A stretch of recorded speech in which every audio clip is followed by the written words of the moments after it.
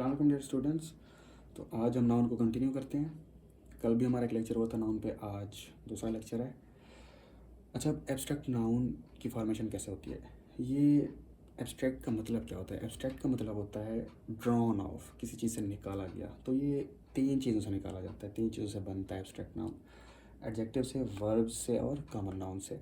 अच्छा, काइंड क्या है? एडजेक्टिव है। काइंड से काइंडनेस, काइंडनेस क्या है आपका? ये एब्स्ट्रैक्ट नाउन है। और वर्ब से ओबे वर्ब है, ओबीडियंस एब्स्ट्रैक्ट नाउन है।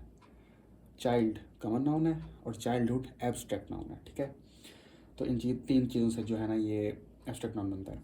उसके बाद नाउन के और टाइप्स हैं। काउंटेबल नाउन है, अनकाउंटेबल नाउन है। काउंटेबल नाउन क्या होता है?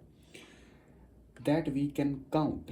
काउंटेबल नाउन कौन सा नाउन होता है जिसको हम काउंट कर सकते हैं, जैसे बुक, पेन, बॉय। उसके बाद अनकाउंटेबल नाउन कौन सा होता है? That we can not count, जिसको हम काउंट नहीं कर सकते, जैसे मिल्क है, ऑयल है या गोल्ड है। अच्छा, अब एक इम्पॉर्टेंट पॉइंट है, वो ये है कि जहाँ पे बहुत सारे स्टूडेंट्स गलती करते हैं, वो ये है कि वो अनकाउंटेबल नाउन को भी प्लूरल फॉर्म में लिख देते हैं। हालांकि इस तरह नहीं लिख सकते। तो ये अक्सर एक जनरल गलती है। इसके आपने लाजमी इस चीज़ को याद रखना है कि countable nouns have plural forms, uncountable don't. ठीक है, अनकाउंटेबल नाउन्स की प्लूरल फॉर्म नहीं होती, लेकिन काउंटेबल की होती है। अब बुक का बुक्स, पेन का पेन्स, बॉय का बॉयज़, बट मिल्क का मिल्क्स नहीं लिख सकते आप, ऑयल का ऑयल्स नहीं लिख सकते। तो ये आपने मिस्टेक इससे अवॉइड करना है। उसके बाद है नाउन जेंडर। ठीक है, नाउन जेंडर। जेंडर जो है ना, सबसे पहले है मस्कुलिन जेंडर। मस्कुलिन जेंडर किस चीज़ को शो करता है? मेल एनिमल को शो करता है मस्कुलिन जेंडर। ठीक है, उसके बाद है फेमिनिन जेंडर। फेमिनिन जेंडर किस चीज़ को शो करता है? फीमेल एनिमल को। एग्जाम्पल मैंने लिखी क्योंकि आपको इतना तो पता ही होगा।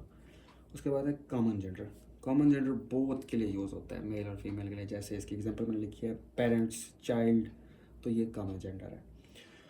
उसके बाद जो है ना न्यूट्रल जेंडर है, जो कि ना कि मेल के लिए यूज़ हो सकता है ना फीमेल के लिए। इसकी एग्जाम्पल है बुक, पेन।